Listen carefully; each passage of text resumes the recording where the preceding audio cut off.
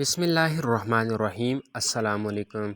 मैं और मेरी दोस्त बैठकर बातें कर रही थीं। अजान हुई तो वो उठ कर गई और कपड़े बदल कर खुशबू लगा कर आ गई। मैंने पूछा, कहीं जा रही हो क्या? इसने कहा, हाँ अभी कॉल आई है, बस वहीं जा रही हूँ। मैंने कहा, किसकी? मालिक हकीकी की नमाज के लिए। हाँ, तो इसके लिए तैयार होने की क्या ज़रूरत है? इसने हंसते हुए कहा, दुनिया में कहीं जाना हो तो तैयारी घंटों की, मगर मालिक के दरबार में हाज़िर होना हो तो कपड़ों की तरफ नज़र भी ना डाली जाए। बेशक इसको ज़ाहिर से कोई तलब नहीं है, मगर मुझे तो है ना। जब तैयारी और लगन से जाए नमाज पर जाती हूँ तो ये एहसास गालिब होता है, मैं शहंशाह के दरबार में हूँ।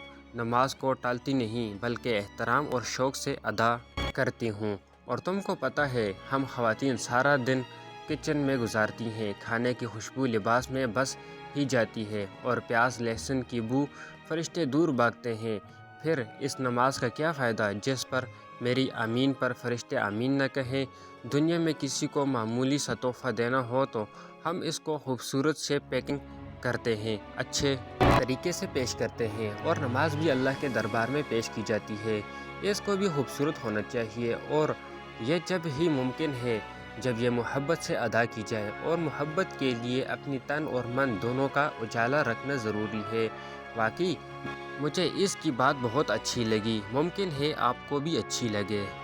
अगर आपने अभी तक हमारा चैनल सब्सक्राइब नहीं किया तो अभी कर लें। शुक्रिया। मिलते हैं अगली वीडियो में। अल्लाह निगहबान।